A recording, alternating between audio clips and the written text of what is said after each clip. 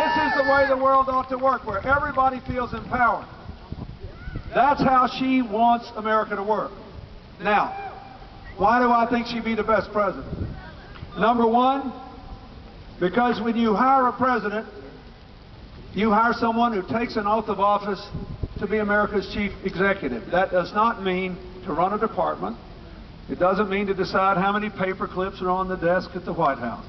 It means that you take a solemn oath to turn the good intentions of the campaign into real, positive, enduring changes in the lives of the American people, and she is the best change maker I ever knew.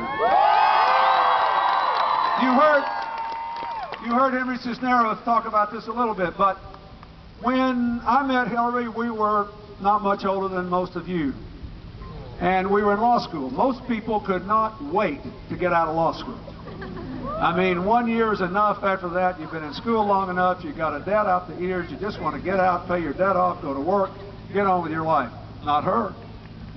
She spent another year in law school to work at the university hospital, to try to solve a problem that you couldn't believe today. At that time, there were no substantial protections in American law against serious child abuse and neglect. And she would come to dinner with me with tears in her eyes, talking about kids with cigarette burns in their arms, kids that hadn't eaten in a week, because legislators all over America were afraid of interfering into family discipline decisions. They bent over backwards too far the other way. So she took another year of her life, and she and the people she was working with developed guidelines, and eventually those guidelines became the basis for sweeping changes, and every state in America protects our children from child abuse and neglect today. She was making changes in other people's lives. And when we got out of law school, it wasn't like it is now. More than half the law graduates are women today.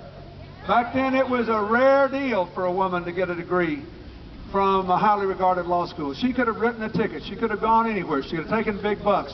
She went to work for the Children's Defense Fund at a low salary. And her first job as a young lawyer was knocking on the doors of poor people's houses in New Bedford, Massachusetts, to find out why their children were so likely to drop out of school. And she found that most of them were dropping out because they had a mental or a physical disability, usually quite a mild one. But at that time, there were no provisions in our schools to teach even kids that had minor cases of dyslexia. So she and her young friends filed a report with Congress.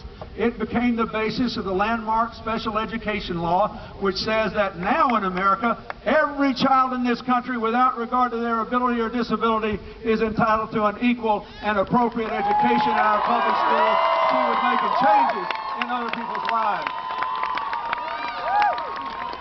It is altogether fitting that her fate as a presidential candidate should lie in the hands of the people of Texas, because her first political job in 1972 was to come here and go into dusty towns in South Texas and register Hispanic voters who had never been able to vote before, to empower them to claim their share of the American dream.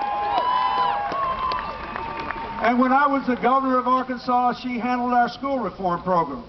She handled it so well that when I ran for president, a national expert who had once said we had the worst schools in America said, now, in the last decade, Arkansas is one of 2 states that made the biggest improvement in their schools. She changed the future for hundreds of thousands of young people. When I was in the White House, she took the lead in passing the Children's Health Insurance Program, the biggest expansion of health care since Medicare and Medicaid. 6 million kids, 350,000 right here in Texas have health care because of what she did. And she also represented our country in more than 80 other places. All over the world, people still talk to me about it.